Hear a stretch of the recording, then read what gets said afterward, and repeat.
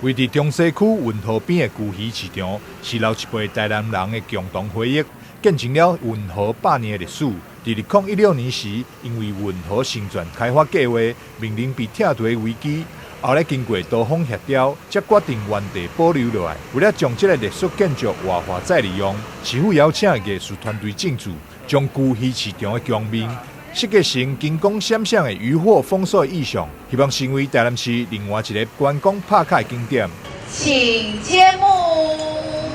掌声鼓励。旧鱼市场的隔壁就是和乐广场，和乐广场在旁边就是运河，在旁边就是运河新站。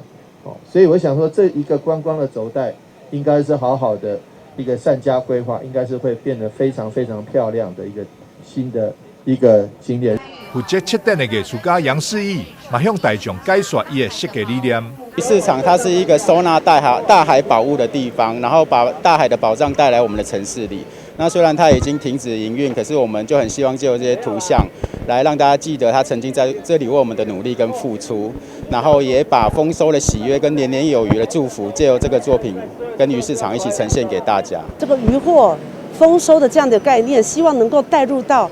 民众的生活里面。也让大家怀念过去的一个荣景。为什么是金黄色的？因为其实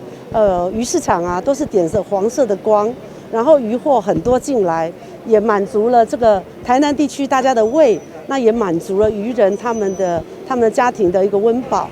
民众现在来到台南市中西区观光旅游，除了有河乐广场会当踅，现在佫加了旧鱼市场会当翕相，尤其艺术墙伫暗时佫会搭配灯光，更加美丽。相信未来一定会成为台南市另外一个观光新亮点。台南新闻张硕伟采访报道。